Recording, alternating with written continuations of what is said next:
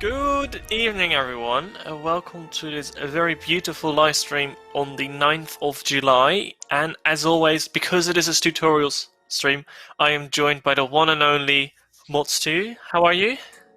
Hello, I am doing great, and it's wonderful to be back. We have missed you last week. It's been a while since we've been on this beautiful tutorials adventure. Great to see so many of you in chat as well.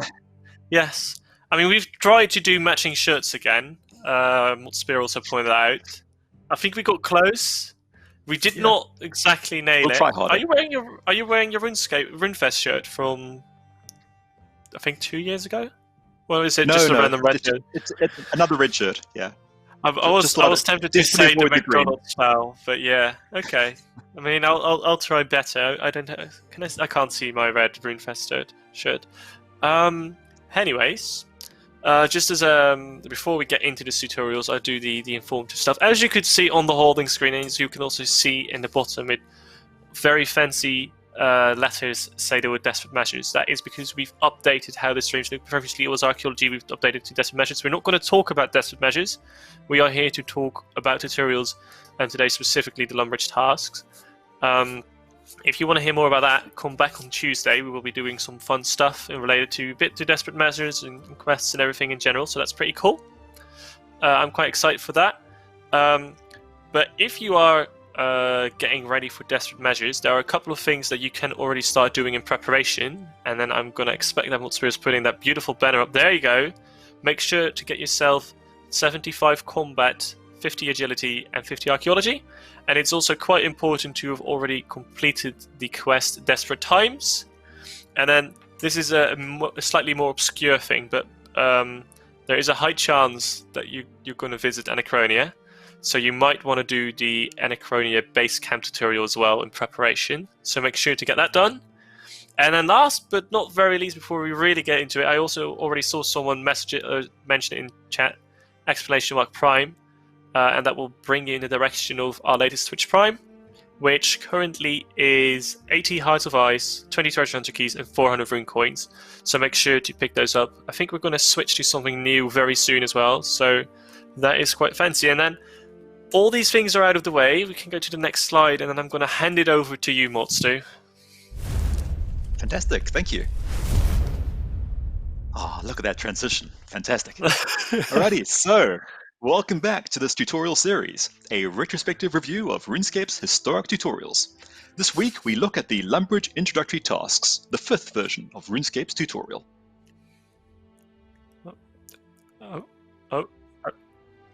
So we wanted to do something here quickly, so I think we're going to hang on this screen a little bit more as well. There you go, we've sorted it out. We've put you in the position. This is what we're preparing just before you joined. So we thought we animate your slides a little bit and make you put you in it, Stu. Oh, that's very cool.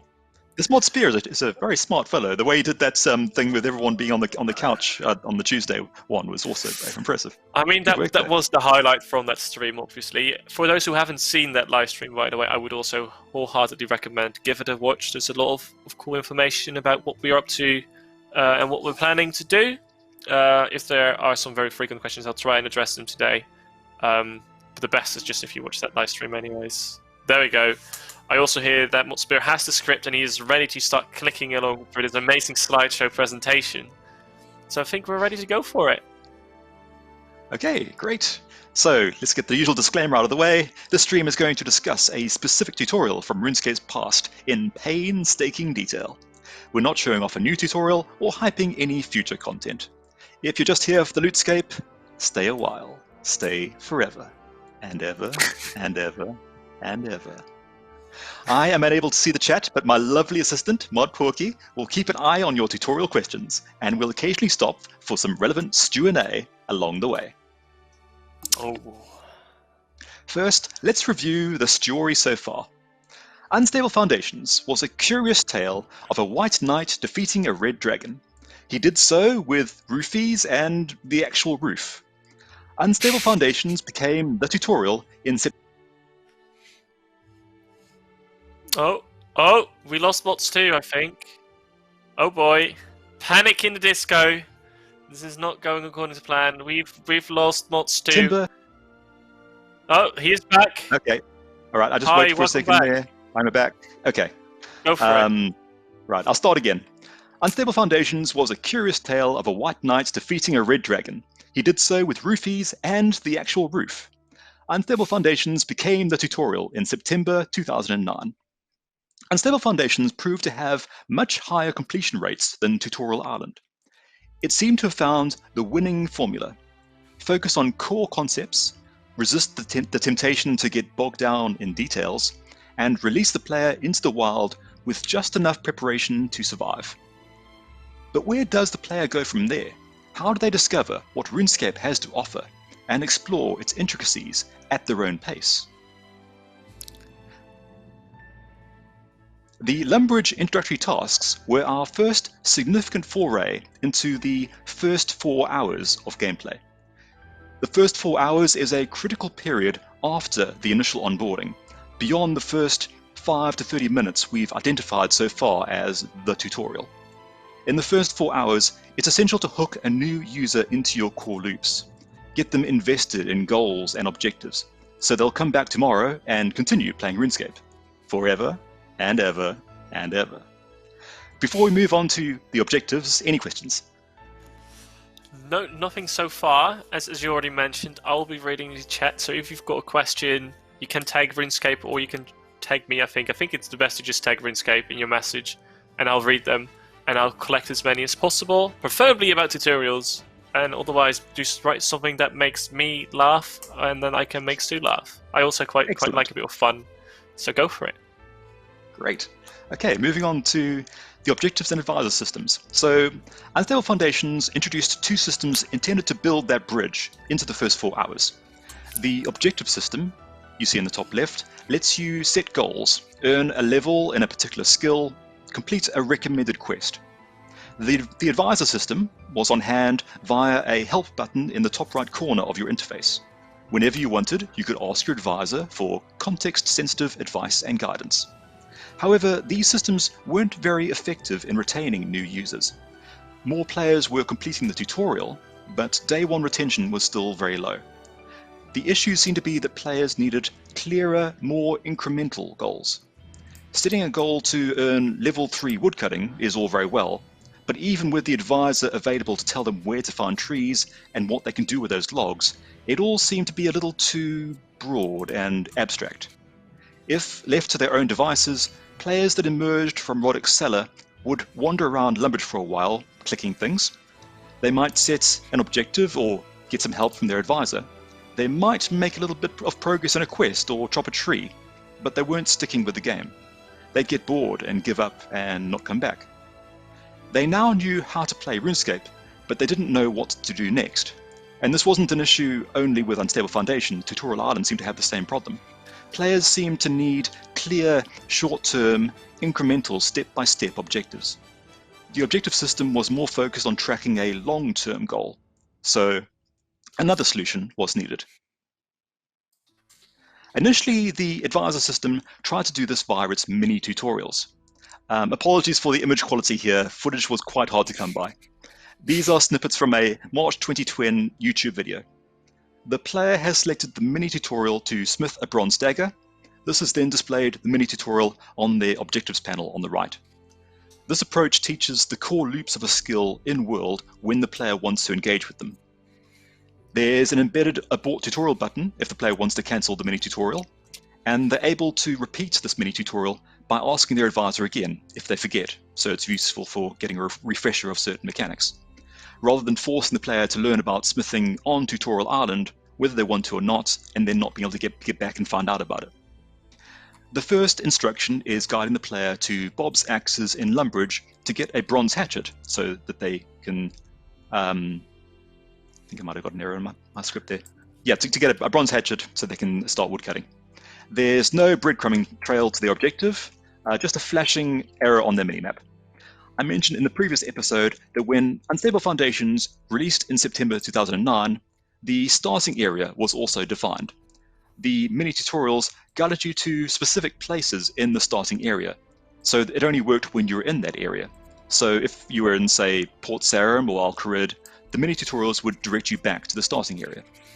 On the far right, there's an example of what happened if you selected a mini tutorial, but you weren't in the starting area. It's urging you to return to Lumbridge so you can get guidance. Incidentally, the only reason I could capture this footage is it looks like this system bugged out at the end of Unstable Foundations. You may recall from last week's episode, Unstable Foundations ended with the player in an instance of Explorer Jack's house with Roddick and Savant. At the stage where the player was guided to choose their first random objective, they were able to select a mini tutorial slightly too early, and since they technically weren't yet in Lumbridge, but an instance of Lumbridge, this error came up. Any questions before I move on to the task system? Yes, I'll go. Great. I've got 3. There is a question about the retro quest cape fix. It is something we're aware. I tried to. That's why I was looking an awful lot to the left. I was trying to find exactly where it was. I can't see that right now. But it is making progress, and once we've got it sorted, it will go into game. It is, it is just going through our system really. That's on that. Definitely The an other issue. I've question- seen a lot of reports of that myself. We even had we had 2 jobs on it, and we closed one the other day about it because it was a duplicate, which is quite funny. Jag Magma 93 asks. If you, and this is more so if you can explain that, Stu, if players currently return to the game after a while, what kind of happens? Do they have to go through all the tutorials again, or can they just hop straight in from where they left? So when you log back in, basically you arrive back wherever you started. I believe that if you were in a membership and then you're on a free player, then you get moved to Lumbridge Courtyard. And I think that under certain circumstances, like if you've been away from the game for a very, very long time, I think that it also sends you back there in order to return you to somewhere that's a bit more familiar. Then various login checks are going to occur as well. So all the content that's happened while you've been away. So for example, the mining and smithing rework happened, so all your items getting converted to these tokens that you can exchange, and it provides you with information about how to get there and do that. We've every now and again done some A/B tests for that starting experience, displaying a certain interface, welcoming you back and suggesting things to do and that sort of thing. But none of that's currently active, I believe. So you pretty much just left to your own devices. Yeah. I think that's certainly a space for some kind of returner funnel would be a good thing at some stage. I agree. Like in particular, if you like, I think a couple of those things already start taking effect if you've not been logging in for 3 months or so, I believe. But I think indeed if you've not been playing for like 3 or 4 years, then you probably need some kind of refresher on the game, or at least need to be offered the option, I think, to do a quick refresher personally. But yeah, thank you for explaining that. Currently you can just continue playing wherever you join in. The other question, and I think this is an interesting one, because right now we're focusing quite a bit on like the task system, one of your gems, which is really cool. But we kind of leave Tutorial Island out of shot like this. We're talking a lot about all these previous tutorials. Would you like to revisit Tutorial Island itself at some point as well, Stu? And make some changes there as well. This is, of course, non-committal and everything, but yeah. In terms of improving our current one, yeah, absolutely. Yeah. There's a lot of things that I would like to improve about that. We do have to be quite delicate when we do so. So basically, I have some proposals I've written up proposing tweaks that we can make, and then we would do them in the form of A/B tests. We try it for a certain proportion of users, see does making these improvements actually lead to improved retention. If so, then we'd switch to those things. So that way, we're not going to just blindly change stuff and then, oh, actually, it turns out that we have less players come through. It has detrimental effect. So we look at it in a scientifically creative way. So yeah, I would like to be working on some of that stuff in the future. As I've mentioned in the past, hopefully it's not scary for me to be mentioning this again. I'm currently helping out with a technical refactor of our achievement system. And just to manage expectations, it's not like we're going to be doing a new fancy interface or anything. It's a technical issue with the amount of data there is and trying to optimize that so that we can do more with it in the future. So currently that's my focus, but I'm hoping to be able to look at some of that sort of thing afterwards, depending on what priorities I get assigned to. Okay, thank you for that. And there's another interesting question which I quite like, which is in a similar trend of questions we've asked, but I like the slightly different angle of it, because we've talked previously about quests and that we not planning to give players the option to do quests again or tutorials again, because it is very tricky and it means that we have to reset a bunch of variables that a player probably don't want, and at the same time there are not that many people who do it. But Eva, or Evander Savage, I hope I'm pronouncing your name correctly, asked or says, I really love the older tutorials, this one or the Lumbridge Introductory tasks, as well as Unstable Foundations. Have we ever considered allowing players to choose their own tutorial, which one they want to do, or is that something we would like to decide? I can't say it's something we've really considered, just because in practice, the more tutorials we have, the more we have to maintain. As the game evolves, mechanics change. I can speak from personal experience of this working on Stellar Dawn. We had 4 different tutorials in the game, wildly different ones, one for each of the 4 races you could play as.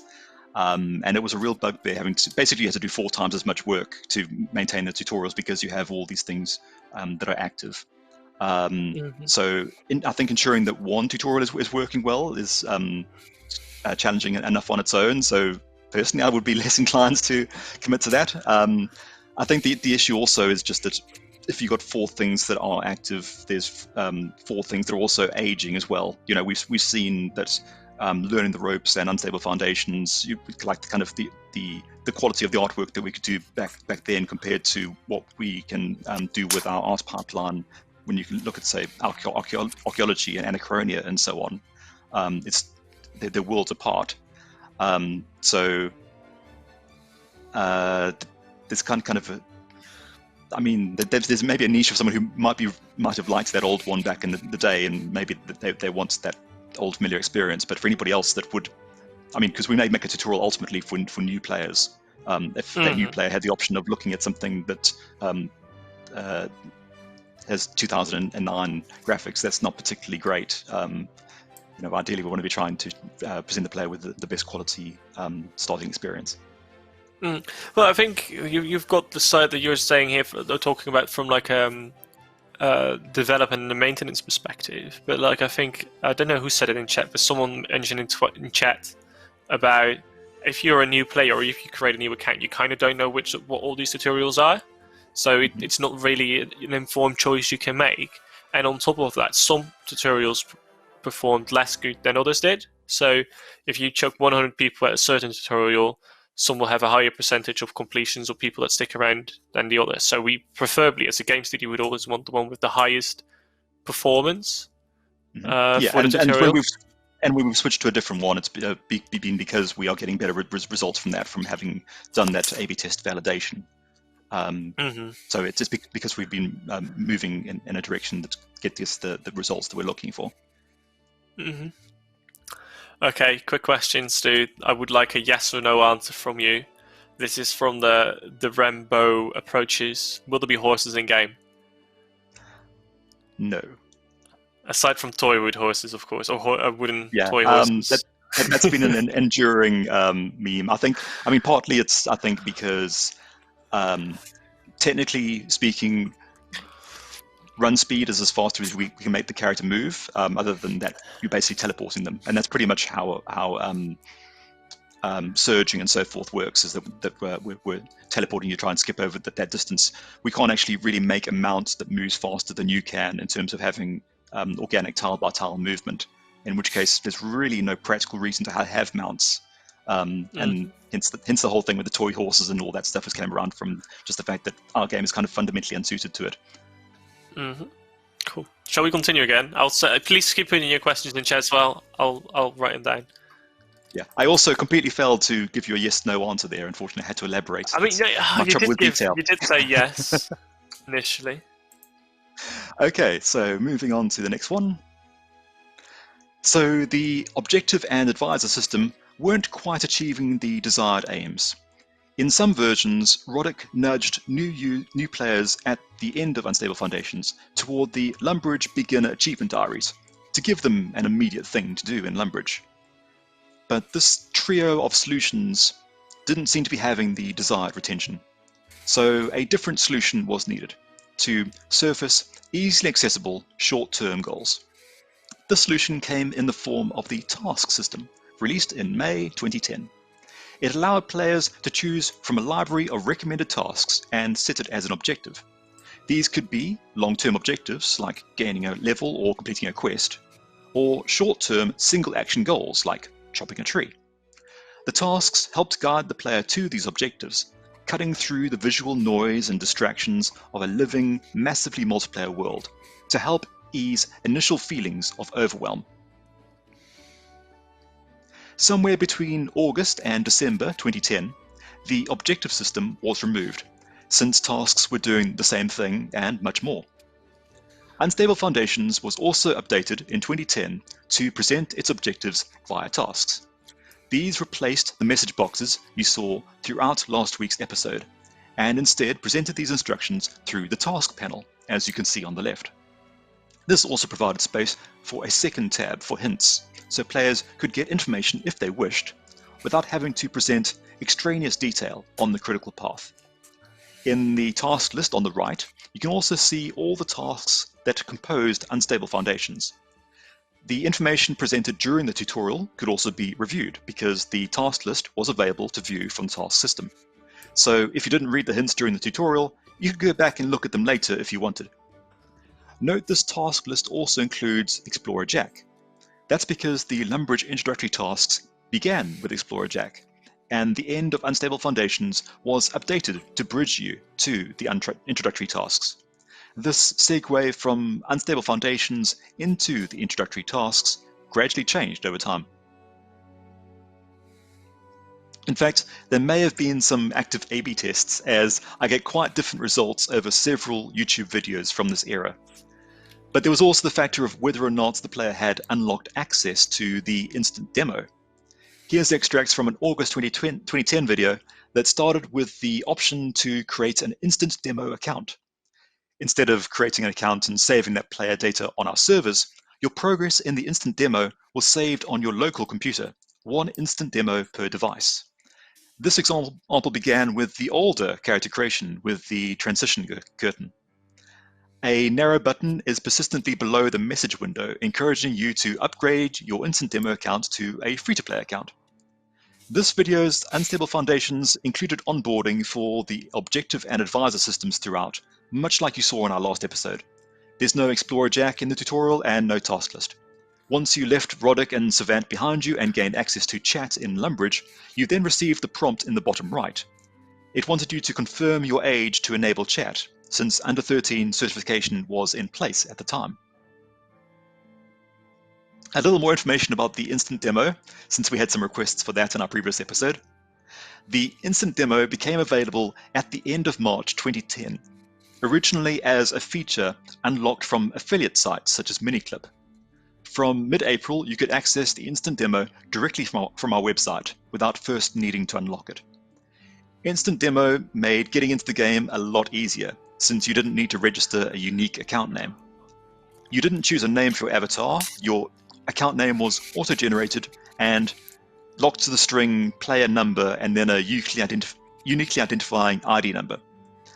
You didn't have to understand the whole world hopping thing, as all instant demo players were locked to World 901, the dedicated instant demo world.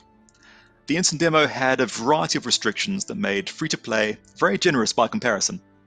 Demo players were locked to the starting area, defined for the advisor system, which you can see on the far right. Basically, instant demo gave you access to Mistlin on the overworld map. That meant various features weren't available, such as access to only 2 elemental rune altars. You couldn't access Asgarnia, so no makeover mage or hairdresser. You could change your base torso and legs with Thessalia and Varrock, but otherwise you'd have to upgrade your demo account to free-to-play or members to change your appearance. Free-to-play skills were capped to level 20, and obviously there were no member skills. Dungeoneering is free-to-play, but you couldn't access Demonheim, so there was no training method for that. The maximum total level for an instant demo account was 724. You could complete 38 tasks, including the Lumbridge beginner tasks. You could complete a very limited number of quests, but it did include Blood Pact for the introductory tasks, as well as all the Misthalin classics: Cook's Assistant, Restless Ghost, Demon Slayer, Rune Mysteries, Myth of the White Lands, Ernest the Chicken, and Vampire Slayer. Although you were prevented from completing Vampire Slayer due to its 5,000 attack XP reward and the level 20 demo cap. You also used to require the Perils of Ice Mountain quest to smith pickaxes. I seem to remember fixing that myself. So instant demo players could only obtain and use bronze pickaxes. There were no social features, so no friends or ignore lists or clan chat. The Grand Exchange, although you can see it on the map there, it was disabled. Your bank was limited to 34 slots as an instant demo player. And there was a wealth cap of 200,000 coins. If you hit that cap, you couldn't pick up items or use your bank. The instant demo was removed in October 2010 with the release of the Void Stairs Back quest. Any questions? Yes, there are tons of questions. Great. I just want to go back to what you were talking about first. I just find it fascinating that we had a free-to-play game version, and then we even had like an even more restricted version in the demo version, which I think is kind of interesting. That must have been a pain from a programming perspective. Yeah, I can imagine. Fortunately, I wasn't involved in that one, but yeah, I can imagine the amount of exceptions that they needed to handle to manage that is tricky. But I can also see the appeal of it from a tutorialization perspective. I mean, a lot of people like to start with free-to-play first. Do like the free-to-play quests as a bridge into members, and the way it cuts out kind of all the overwhelming complexity of all this other stuff, all these choices available to you. It kind of narrows it down to something that's more manageable. So just having this one area, Misthalin, to deal with, just your skills up to 20, it kind of gives you, again, short-term goals that you could work towards and then upgrade towards the free-to-play. So I kind of like it as a strategy. But yeah, it was very restrictive. I think it's pretty cool, though. I like that even we decided to restrict the area even more, which I think is really worth it. This is maybe a fun question, but I think you can probably have a pretty decent guess at it. Do you know if someone ever completed the instant demo completely before upgrading to free-to-play or creating an account? Because that means you have to do 10 hours at once, right? Well, as I understand it, it saved your data on your local computer. So I mean, it wasn't like time limited per se. At least if it was, then the information I have didn't specify that. It's more. I think there was more like a boast of the amount of content you could access, but it's not like it's time restricted. You've got 10 hours of gameplay, and then you have to subscribe. But you've got a limited amount of content that you can access, and there are issues with that. Like a lot of people used to play, in libraries or in their schools and things. So if it's saving your accounts on that computer, you can't go home and then play the same account and so on. So that limits you a bit. And then somebody else might wind up logging in on these library machines and advancing your account for you. So not really that. That's account sharing. You're banned instantly for that. Oh no, I do remember the good old days. Where all the websites were kind of locked, with the exception of RuneScape and a couple of those others, which was pretty good. Let me go from the top to the bottom quickly. We had that one already. Hi, Hungry I'm Dad asked, how long have we already been working at Jagex? Stu, do you want to go first? Sure. So I started in September 2006. I worked on Mixscape instead of Dawn for the first 6 years, and then I moved to the RuneScape team in 2012.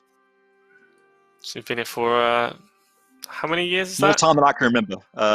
Let's see, 2020. 8 years? 8 years, a very long time. I've only been here for I've only almost been here for 2.5 years now. Yeah, I've been here for 2.5 years now. I'm slowly becoming part of the furniture, Absolutely. I've just got a tiny bit longer before I'm at the level you are. There you go.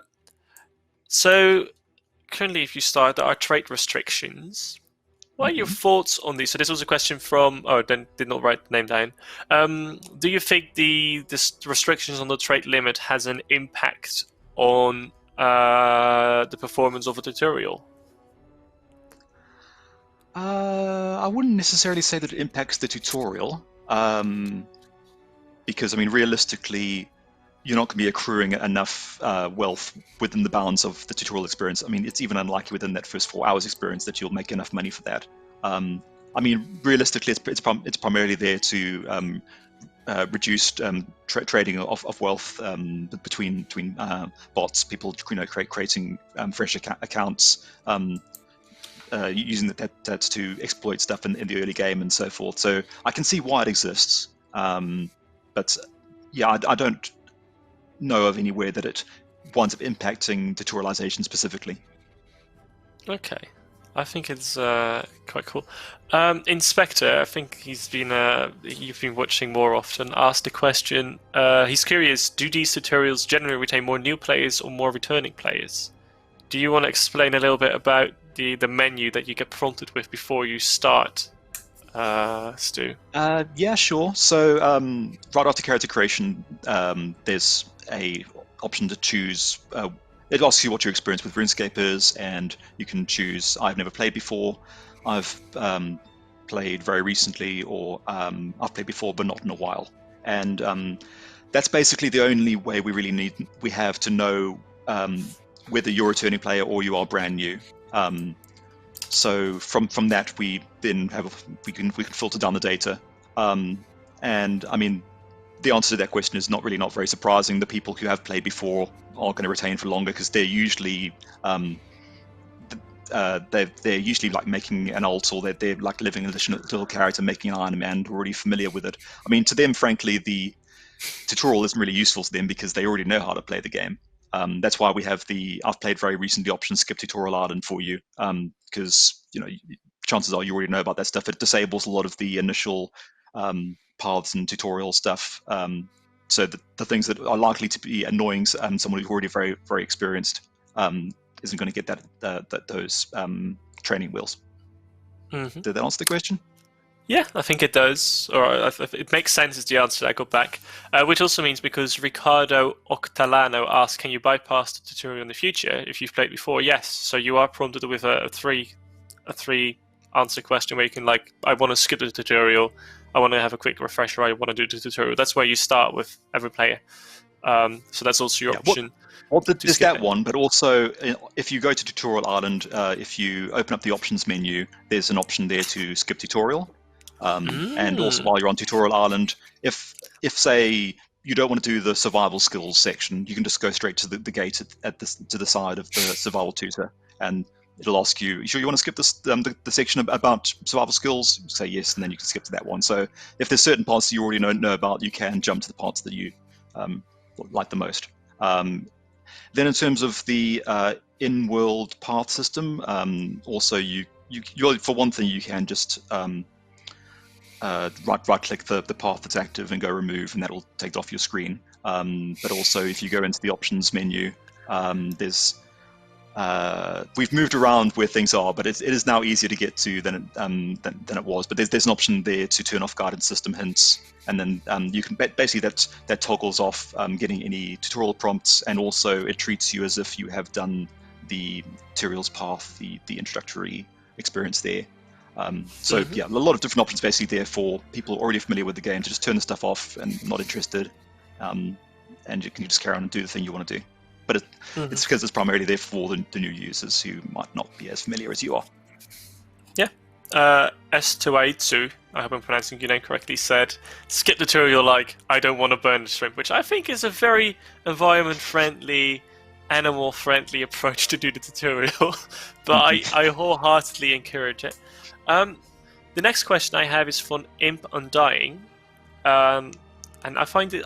I just want to give a little bit of an insight on this question. And he or she asked, "Can you add an untradeable bond for completion of the tutorial, so that new players get a taste of membership?" This is not something we are doing, and I think it's kind of important to know that, if everyone, because it's usually like it's 7 days of bond. Yes, bond is 7 days of membership. That means that every person can access everything for 7 days with membership, and that also makes it easier for bots to get into member areas and such. So upon this 14 days, my apologies. I mean, I don't have to use that. I'm very lucky where I am that it just gets sorted for me. I appreciate that you did not correct me, Stu. Yeah, I must So confess that I very rarely use bonds myself for that reason, because yeah, we fortunately get membership on our accounts as one of the benefits of working here. So I didn't know exactly. that to hand, I'm afraid. But there is like this downside of giving everyone that free bond. I know it is something that we do an action with Twitch Prime. We had that previously where you could get quite a few days of free membership as well. So we are always trying to figure out if there's a good way we can do it. And I know so yeah, it is a good idea. It's definitely a good way to kind of get people into your game, I think. But there's also this quite bad side effect of it, of there probably being more bots that get through and start doing not so things that we are not a massive fan of. Was there anything you want to add on that one? Yeah, it's just that it's an unfortunate consequence if we try to give away features to players. Some less scrupulous players have a tendency to exploit that. For example, the refer a friend system, that was designed to try to get your friends to come and play the game with you, and it gives you incentives for doing so. But then some players will also just create a whole lot of alt accounts and then farm the rewards from that way, in a way that it wasn't. That's not the audience for which they think was intended. So we have to kind of take these different parties into account when we're designing these things. I mean, that's why the instant demo was so egregiously restricted, because we have to factor, unfortunately, botting into account so much. It would be nice to live in a world where we could trust people more, and we could just be much more generous with these things. But unfortunately, because of human behavior, we have to design with human behavior in mind. Thank you for the additions there as well, Stu. I'm going to take you slightly, because you mentioned this a couple of times, you're doing some achievement technical work stuff at the moment. And Charlie Montreal wonders if we also plan to remove or change the achievements on there, but the plan is that, to my understanding, we're not going to remove any achievements, and we're just going to keep all the achievements as they are, right? So there's nothing to fear for your rune score lowering. Yeah, the goal of the project is parity. Basically, exactly. because we need to be moving on to other projects as soon as we possibly can, and there isn't really much in the way of player-facing benefits to this. We're ruthlessly focusing on just trying to get us ported over to a more efficient data format, and then cutting any extraneous features. So I don't believe it will lead to any rune score adjustments. I mean, we are fixing a couple of bugs as we go where it's vitally necessary to do so. And I have done a little bit of recategorization as I've put the data across. That I think some of these things will wind up being negligible improvements, but it's been a case of, if it's something that we have to do anyway, like for example, I had to put new category information onto over 2,500 achievements. In the process, I can put them into slightly more sensible places. But it's unfortunately not practical for us to be adding additional features in this. There's a lot we would like to do with, like, improving the achievement interface, for example, but that's more something that we've had to put on the backlog for a future batch 2 if we get to do one. Yeah, no, absolutely. Which brings me to, I'll save a couple of the questions because I feel like we've been in the Q&A section for quite a while, but I'll just do a couple of things very quickly. Forgiven Riot ask, when is the Summer Crate event happening this year, or are we getting one? The beach is coming back on the 20th of July, so stay tuned for that. It's going to be pretty cool. They've done some nice things with it, cool cosmetics you can get. It will still have all your favorite things, but there are some cool little sprinkles and things that will be coming alongside that. And Claudia will be present, of course, and she can't wait to be slaughtered by all of you. Very important. Then this is a very old one, but I think it's just funny to answer. Opa16190 asks, do we still have Bessie the Tank in front of our office? No, we don't. That was owned by our previous CEO, and I think he took them with him. So that's that question done. I feel partially. I'm going to be honest with you, Stu. I feel a little bit offended Okay. Cortisol94 said that he doesn't like this water bottle, so he suggests to give a new one. But I'm kind of passionate about this one, so I'll appreciate one. But I'm very happy with my existing water bottle. It's very cool. And then the last one from USS Happy Hour. It's not a mustard bottle. The last question from USS Happy Hour. Stu or Poerkie, do any of you read RuneScape novels? So yeah, I have read the novels. Yeah, Betrayal of Eldor and so forth. Yeah, and like we referred to it when we did River of Blood. You know, some of the aspects to that, like the weird, were inspired by those novels. We do consider them canon until contradicted. So basically, there are aspects of them that don't align with the actual lore of the game. So, for example, there is a section in one of the novels where people do ride on horses, which there are no horses in RuneScape. Only useless unicorn, hornless unicorns. Yeah, they were referred to as horses, and this was contemporary. So yeah, so that was basically a lore fail in that book. So you got in-game canon kind of overrules the novel canon, but yeah, he did some very very cool stories there. T.S. Church, and yeah, I'd recommend them. Cool. Yeah, I suggest we continue. I don't know what your opinion is on this one, but people are suggesting my water bottle should become a bottle quest item. I feel like, I mean, I'm to no extent of Ash's mug of tea, but like I feel like my water bottle is slowly building a name for itself. I'm digging this. This is good. I can see you trying your best. Yeah, that's right. It's like, see this beautiful water bottle. It's very amazing. Don't make it a thing, but actually make it a thing, you know? No. There are actually thousands of them as well, so it's fine. But keep going, please, Stu. Okay, right. So moving on to the next slide. So going back to the integration of introductory tasks with unstable foundations. Then we have this video in December 2010. The objective system has been removed, and the task list hasn't yet been added to unstable foundations. There's no Explorer Jack in this instance. But when Savant leaves for Falador, instead of Roddick telling you to choose your first random objective, as you saw in last week's episode, he instead tells you about the task system. Once you enter Lumbridge, you're instructed to select a task from the button with the green compass icon. And this displays the Lumbridge Draenor tasks currently available to you after the tutorial. The tasks with the little green compass icon are from the Lumbridge Beginner Achievement Diary, but there's also some additions for new players, including guidance to the Blood Pact quest to learn the combat triangle, and gathering tasks like woodcutting and fishing. Once you leave the house, Explorer Jack is on hand in his house to help you with the task system, but Explorer Jack is not introduced during the tutorial at this stage. And you're free to do these tasks to give you various things to do for your first few hours. Here's the end of the Unstable Foundation tutorial that we saw last episode. As you can see, there's no Explorer Jack, we're still using the Objector and Advisor systems, and there's no tasks other than the Achievement Diaries. In this video from January 2011, now we have the introductory of Explorer Jack at the end of Unstable Foundations. Note that the task list has been added, the objective system has been removed, and you're completing tasks as you progress through Unstable Foundations. The Advisor system is available, but it and the objective system are no longer onboarded during Unstable Foundations. As you can see, Explorer Jack was present in the room with Roddick and Savant when you climbed up into Lumbridge.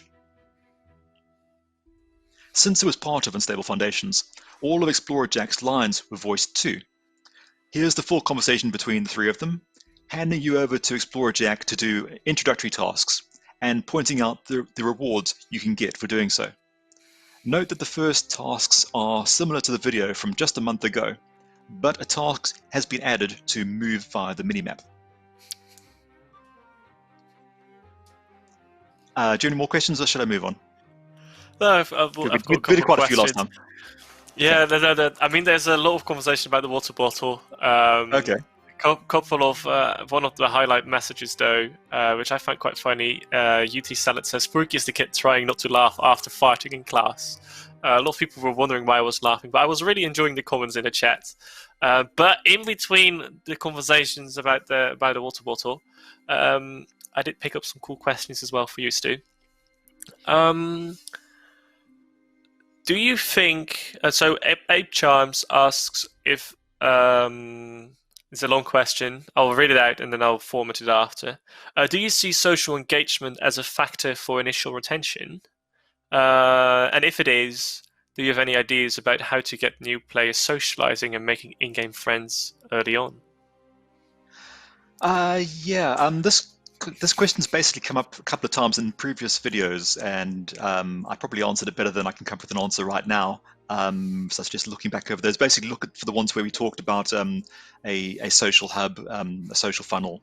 But yes, basically, getting people involved with other players early on is something that is say sticky, at least for a certain type of player. I mean, some players hate working with other people.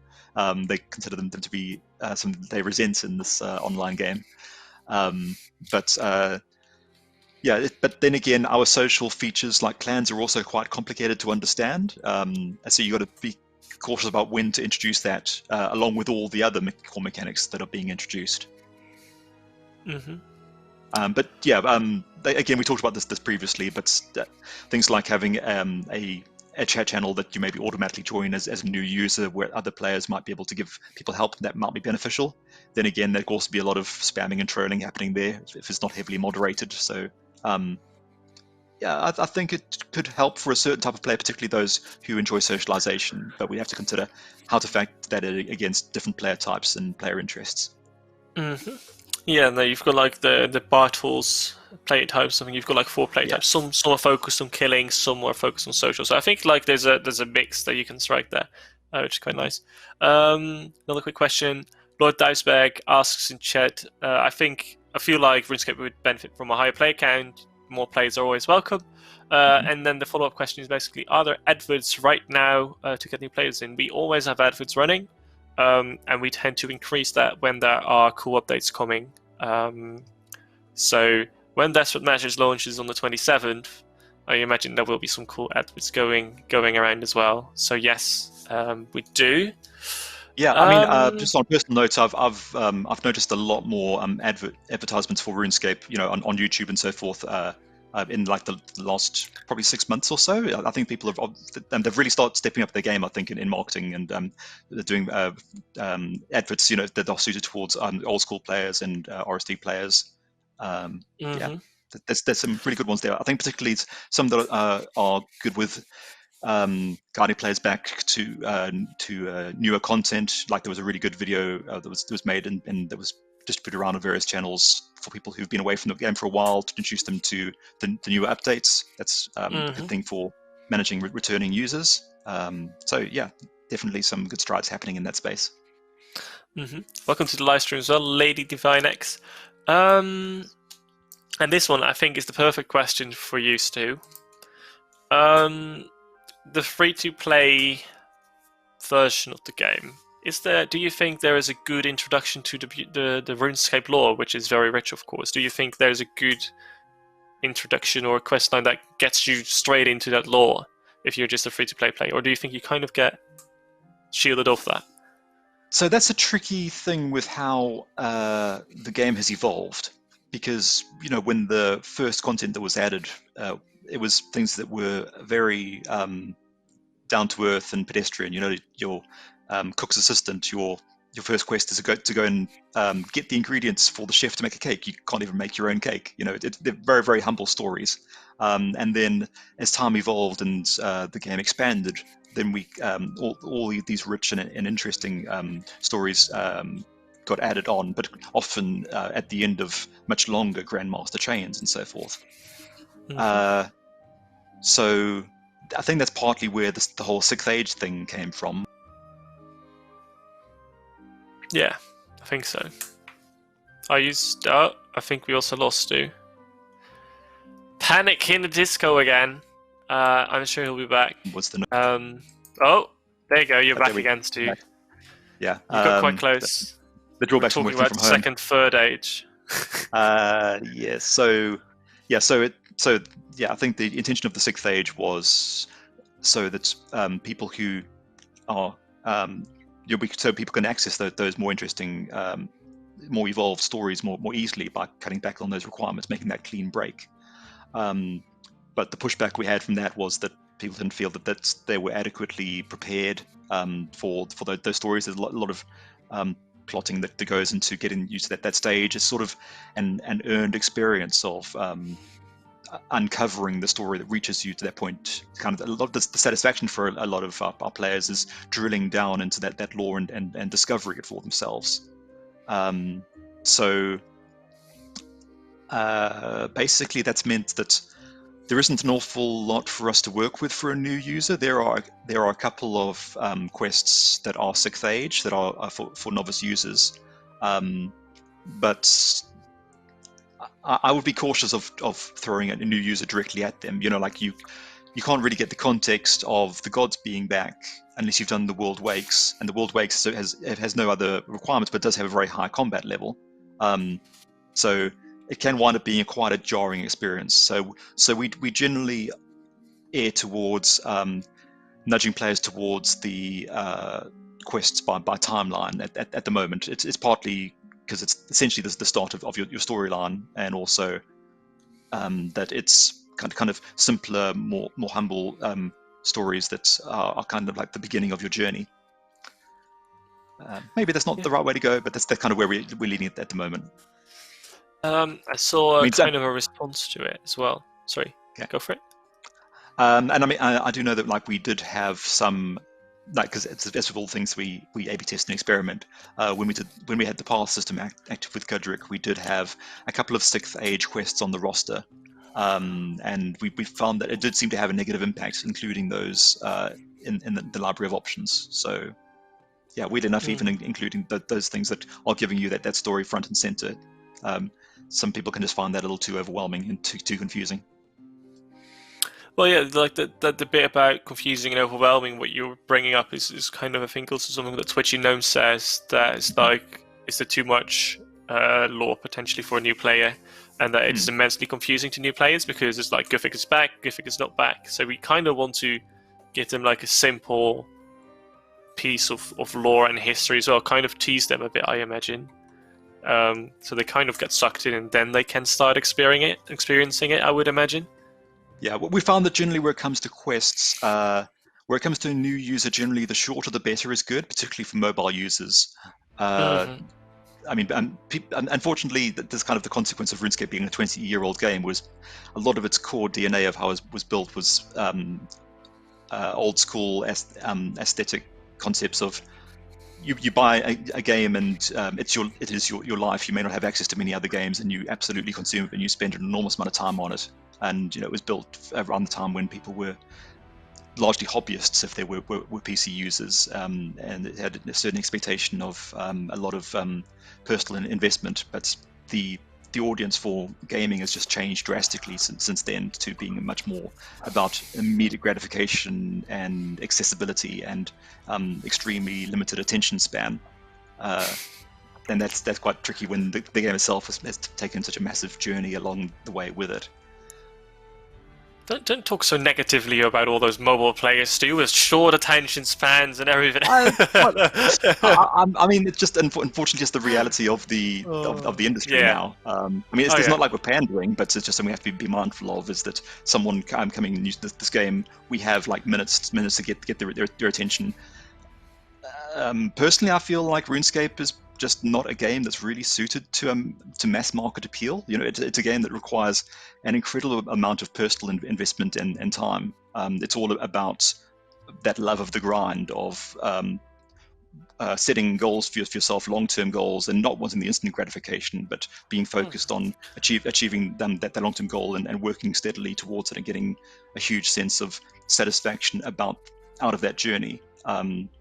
And there's a certain mindset that I think is very well suited to that. But I don't think that's a mass market mindset. Oh no, you're absolutely right about it. Like, because of the internet has grown, there's so many things that are being offered to you constantly, right? That everyone is kind of fighting for your attention. And like you said, RuneScape is much more of like slightly, like you said, you have to set your own goals. So it's a very different appeal to those games. So I think you're absolutely right about that. I don't know where we are in the script. Shall we do one more section and then go to a Stu and A and go near the end? Or what do you We've think got is wise? a few more to go. If you wouldn't mind us maybe just rattling through the remainder, and then Yeah, we'll do all the other let's do Q&A that. at the end. If that's okay. That sounds good to me. Then Yeah, we're I'll about 3/4 of the sit way back, through right now. and I'll sit back and listen to your soothing voice and take some Okay. more questions. Alrighty. So from June 2011, here's the interface that appears when you press the Open Task List button to give us more context. These are the tasks in the Lumbridge Draenor list available to a new player after Unstable Foundations. This player had completed several tasks, which are indicated by the gold emblem and the tick.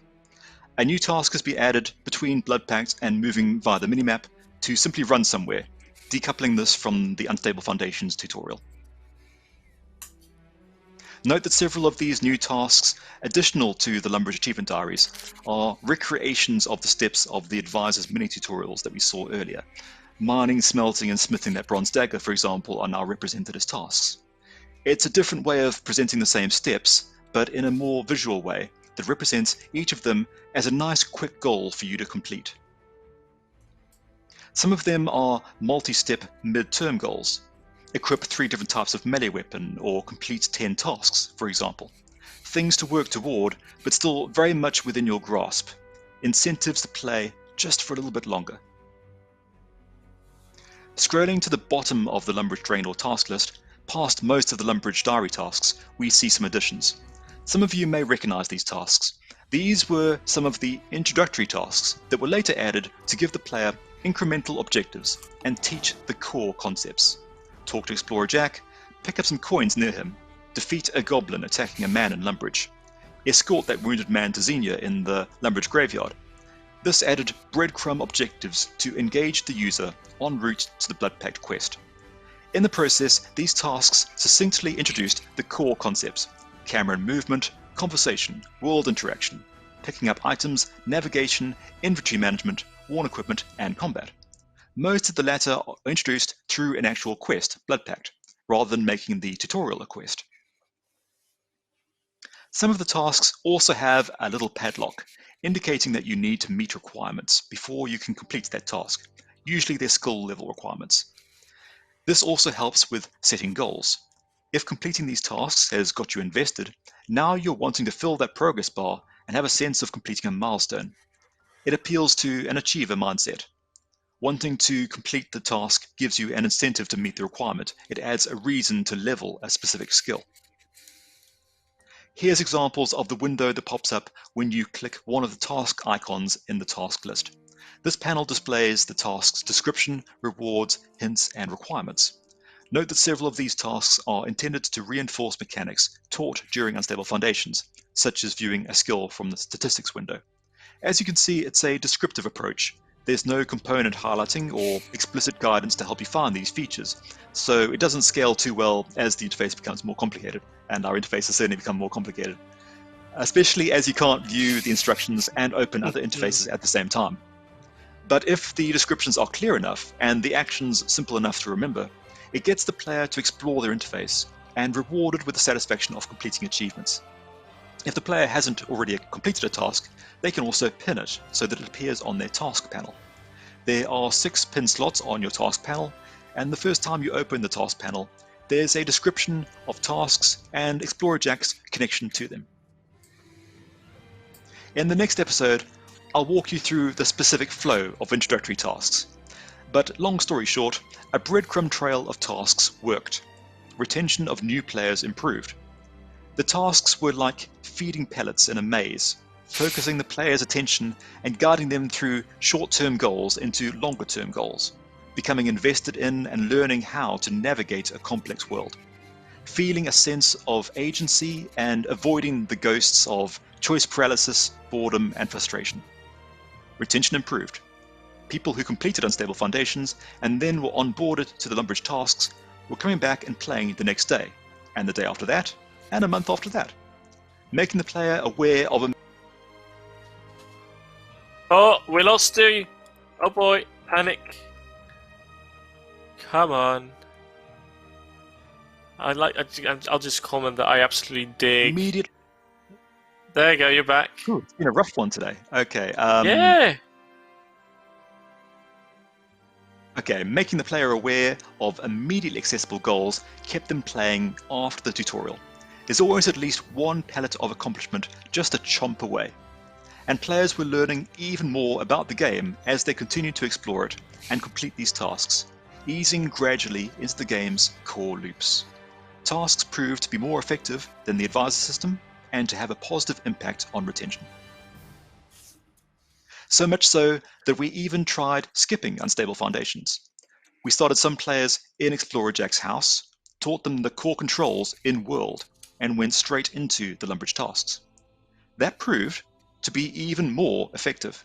Starting and staying in Lumbridge kept new players playing, so Unstable Foundations was removed. In the next tutorial, we'll walk step by step through the user experience of completing each of those introductory tasks. For now, let's finish with any remaining tutorial questions you have. I mean, I'm gonna comment quickly on the fact that I absolutely love how you compared it to Pac-Man. I think it's a pretty good example. Can't wait for us to be sued for using that image. I imagine, I don't know, we'll probably be fine. I lost my things for words. I'm going to give you two sentences that were said in chats too, and I would like you to take them to heart. Okay.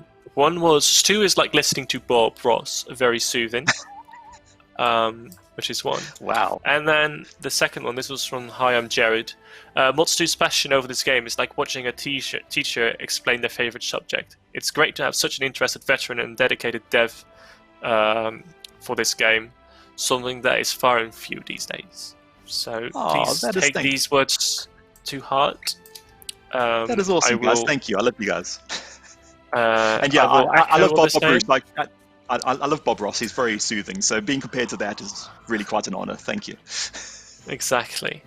There was another question which I think was about a couple of minutes ago, which was from Arcane Draconis, and he was like, it was like reduced game worlds when ? I don't think we would change the amount of game worlds right now. I know there is actually a demand or a request from the PVM community to have more worlds, because they can sometimes experience lag when doing PVM, or they can notice the difference between a server with few people and then a server with many people on it. Yeah, we have polled it in the past, and as you say, that the difficulty is the people who like to socialize, they want to be together and have smaller worlds, but the people who want to have their Slayer mobs to themselves definitely fight against that. So it's the contradiction, say, of different bottle types wanting different things. Yes, exactly. So I don't think we'll do that anytime soon. If we're going to do something, I think the chance of getting more worlds is more likely than reducing them at the moment. But that is just if I had to do a guess. There are no concrete plans whatsoever. So we've been talking about a lot of tutorials in general. Content Sloth asks, is there a new tutorial currently in development? Because why are we talking about tutorials? Would you like to explain why we talk about tutorials? No, there isn't one. Yeah, there isn't one currently in development. But I do want to do more work in this area in the future. So what I'm basically, the purpose behind this series, and I did do a preview to this in a previous episode, which I think I summarized quite nicely, and I don't have those words in my head at the moment. But basically, the intention is to put together a record of the tutorials that we've done so far. So looking at these in this level of detail, making sure that we are learning from the past and can benefit from the experience of what was tried and maximize those benefits in the future. Because although we do retrospectives and we remain aware of what happened from the past, and we have that data to refer to, where it comes to the nitty-gritty details of the design, just because by necessity different people are going to come in and do the next iteration, you're not necessarily going to have someone available who worked on the previous one to be able to help pass across that information. Just ensuring that we have that information to hand, so that I personally can maximize my understanding of our previous tutorials and can do the best job in the future. That's my intention behind putting this together. Yes. Well said, I And would then I say, figured, Stu. since I was doing the research, I figured might as well share it with you guys as well. Hopefully, it might provide some insights, and it's a bit of community interaction, and I get to also just practice talking to people because I'm on my own in this house all the time. It's nice to talk to people. It's nice being able to talk to people with this lockdown going around, isn't it? I can't wait to go back to the office myself. But yeah, thank you for that answers too. Rising's Hen RS, I hope I'm pronouncing it right, you've got a very difficult name, asks if we are going to add more music tracks. I find it very nice while playing, and I like the variety. Tell me if I'm wrong, Stu, but I believe that RuneScape holds the record for most music tracks in a single game. Yep, that's true. Yeah, but we have several Guinness Book records to our name. Yeah, and the music in this game is just absolutely phenomenal. I mean, it adds such a level of emotional weight to our content, and our audio team are incredibly hardworking and incredibly diverse in the range of styles that they can produce. So yeah, it is amazeballs. And there will be, each time we have a significant piece of content, there will be new music tracks. Like with archaeology, I think there were like 15 or 20, something like that. Yeah, it was a lot of new music tracks, and they will be added in the future as well. So we've got that one sorted. Another nice one for you, Stu. Marikura asked, have you considered looking customizable user interfaces behind the quest to help reduce the cognitive load on new players, or the confusion they would get? I don't know about necessarily locking it behind a quest, but I'd certainly say that there's improvements to be made in terms of our default interfaces. I mean, the tricky part there is that everyone's going to have their own opinion of what's the ideal interface, because it is so customizable. Everyone gets to get used to their particular layout, and my layout is the perfect one.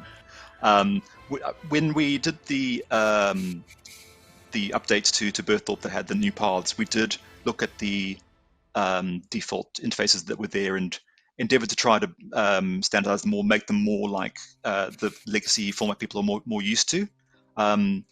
We start you with the RS2 default one at present. So there is an RS3 default one in there, which is kind of wacky. But that one, new users don't get that one. There's just like an additional option. Yeah, I don't know if this might be something that more falls within a community management domain, as to whether maybe we might do some kind of a contest for people proposing other layouts that we could maybe add to the system as other options, because the system does support it. I mean, I'm more than happy to arrange that. I think we need to ensure that we are able to implement it and develop it then. But if that's the case, then I would say let's go for it. Right? I think like there's quite a few things we can do there.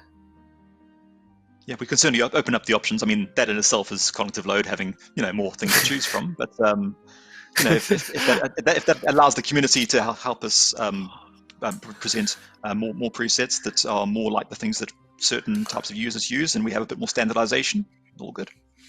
Yeah, I'll do some investigating into it if it's possible and feasible, because I know that building those interfaces on its own is also a massive pain, and it's like very old code. So it might not be as simple as it sounds. Yeah, I mean, from personal experience, you do have to create a lot of different configs for all the different elements and get them all lined up. It's one thing for a player to like give us a screenshot, and it's another thing for us to try to duplicate that screenshot. So if it might be viable for us to be able to somehow read from the players' save games their layout and be able to port that data across, that might wind up saving some time. So yeah, some potential technical hurdles to overcome. Yeah, I will have a little bit of time, so I can definitely take a small glance at it, but no promises. I do think it would be very RuneScape to have with RuneScape with all its interfaces, to have some kind of RuneScape interface competition. I think there's something inherently funny about that. I've got two more. Yes. Oh no, they're actually the same. I copied the same question twice, which I think is quite funny. Dragon Watcher 22 asks if we ever had plans or the intention to have some kind of instance-based replay function for quests. even if you wouldn't get the reward for those who are interested in redoing a quest. Yeah, the problem there is that just every quest is an extremely bespoke piece of content. I mean, you may have heard of me going back into old quests and occasionally replacing the XP rewards with lamps. You know, each one of those things is one little very unique thing that you have to do for each individual quest. There's no centralization or standardization to them. Each was like this tapestry that each developer painted a particular thing on. So that means that retroactively adding some kind of replay function is very, very difficult. It's something we basically have to rework every single quest from the ground up to be replayable. So basically asking you to be able to just replay all quests just unfortunately isn't practical. Doing it for very specific quests more viable. So being able to understand which ones you really want to replay, that is helpful. But also when we have made quests replayable, there's been incredibly low engagement with them. Yes. We tried it for the Vampire series when River of Blood came out. We've had Dimension of Disaster, Gower Quest, even Sliske's Endgame has a replay feature. I mean, obviously that's very, very high level. But even if there are rewards associated with it, basically people will do it for the rewards, absolutely hate doing so, and then we basically get negative sentiment about doing replay. So and then ultimately it just does add to the cost of creating a quest to make it in a way that is replayable. And we prefer to try to spend that time on things that improves your experience playing that quest. Plus, it just also creates a lot of complexities in if you're able to reset like a quest later on in a chain, what impact that has on the quests you've had later on, which then alter where things are in the world, your access to certain rewards. It can quickly snowball into quite a complex problem.